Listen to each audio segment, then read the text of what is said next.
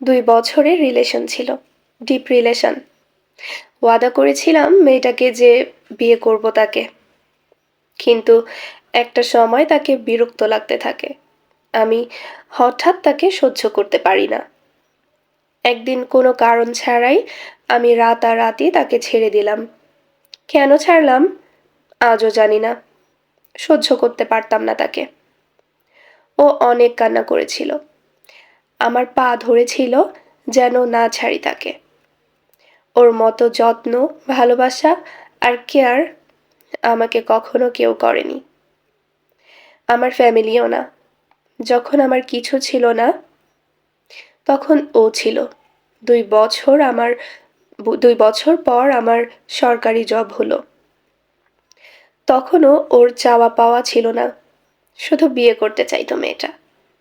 ওর অনেক শখ ছিল আমার বউ সাজার, আমার সাথে ছোট্ট সংসার করার। তবুও কেন ছাড়লাম জানি না।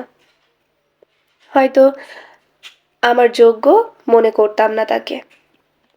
সরকারি জব পাবার পর তার প্রতি অনীহা চলে আসছিল। ডাক্তার, ইঞ্জিনিয়ার, ব্যাংকার মেয়েদের বিয়ের প্রস্তাবের সামনে আমার ছোট্ট কম বয়সের কলেজ পাস এতিম মেয়েটাকে বড্ড ফ্যাকাশে লাগছিল। মা বললেন, তোকে পড়াতে অনেক টাকা খরচ করেছি, ছোট ঘরের এতিম মেয়ে বিয়ে করলে পোষাবে? আমাদের স্ট্যাটাসের সাথে যাবে না। আর এই মেয়ে আমার পছন্দও না, দেখতে মোটা, অসুন্দর, এতিম আর তোর সাথেও মানায় না। ছেড়ে দিলাম মায়ের কথায়।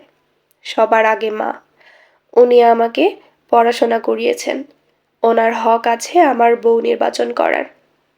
তারপর মা আর পরিবারের সবাই মিলে একজন প্রতিষ্ঠিত মেয়েকে বিয়ে করে নিয়ে এলাম। টাকা পয়সা, আরাম আয়েশ সবই আছে জীবনে, সামাজিক স্ট্যাটাস আছে, যে কেউ দেখলে খুব তারিফ করে বলে অনেক শিক্ষিত আর প্রতিষ্ঠিত বউ বিয়ে করেছি। অথচ দিন শেষে আমি সুখী না। বউয়ের অনেক বাজে আচরণ সহ্য করে যাই, কোনোভাবেই তার মন পাই না। তার চাওয়া পাওয়া, ডিমান্ড, নিজের বাবার পরিবার নিয়ে বেশি ইনভলভ থাকা, আমাকে তার চোখে হ্যান্ডসাম না লাগা, আমার জন্য বিশেষ কিছু রান্না না করা, করতে বললে কাজ আছে, টায়ার্ড এসব বলে অ্যাভয়েড করা, কখনো রান্না করলেও সেগুলো অফিসে নিয়ে যাওয়া, ঘন ঘন ঘুরতে বের হওয়া, রাত করে চায়ের আড্ডা দেয়া বন্ধু, কলিগ, বান্ধবী কিংবা বান্ধবীর জামাইয়ের সাথে। অফিসে আজকে এই পার্টি তো কাল সেই পার্টি, বাচ্চাগুলোর চিন্তা না করা, আমার বয়স্ক মায়ের কাছে ফেলে রাখা, মায়ের সাথে ঝগড়া করা, আমার সাথে ঝগড়া করা, ঘরে অশান্তি আর অশান্তি। এমন আরও অনেক কিছু আছে যেগুলো আমি লিখিনি বা লিখতে ইচ্ছে করছে না। এখন দিন শেষে আমি শুধু ভাবি, আমার সংসার, আমার পরিবার তো এমনটা আমি কল্পনায় সাজাইনি। সাজিয়েছিলাম হাসি খুশি একটা জীবন, সেই ছোট্ট অপ্রতিষ্ঠিত মেয়েটার সাথে। ভেবেছিলাম শুধু মানুষটাই তো চেঞ্জ হচ্ছে, আমার সংসার সাজানোর কল্পনা তো আর চেঞ্জ হবে না, সব তো সেমই থাকবে, শুধু মেয়েটাই তো চেঞ্জ করছি। তারপর একদিন কোনো এক সন্ধ্যায় আমার এই ভুলটা ভেঙে যায়। এখন মাঝে মাঝে প্রায়ই আমার মাথায় ওর ভয়েস ঘুরে, হাসি ঘুরে, কান্নার চেহারাটা ঘুরে। ও কেমন আছে আমার খুব জানতে ইচ্ছে করে। কোনো কন্ট্যাক্ট রাখেনি আমার সাথে, কোথাও খুঁজে পাই না, না ফেসবুক না অন্য কোথাও। একদিন কি মনে করে যেন তার নাম গুগল সার্চ বারে লিখি, সবার প্রথমেই তার নাম আর ছবি আসে। অনেক অবাক হয়ে ব্যাক গিয়ে আবারও লিখি, নিজের চোখকে যেন বিশ্বাস হচ্ছিল না।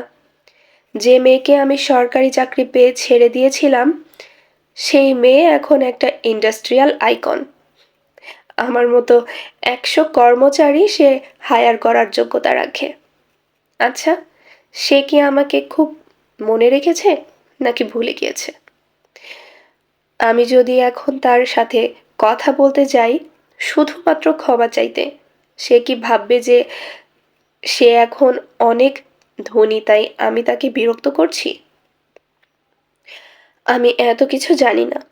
শুধু জানি আমি তার সাথে চরম অন্যায় করেছিলাম। সে আমাকে একটা অভিশাপ দিয়েছিল। তাকে অভিনন্দন। তার দেয়া অভিশাপের প্রত্যেকটি শব্দ আমার লেগেছে। আমার বিবাহিত জীবন আর ব্যক্তিগত জীবন ভেতর থেকে এতটাই কষ্টের যে আমার চাকচিক্য দেখে সেটা বোঝা যায় না।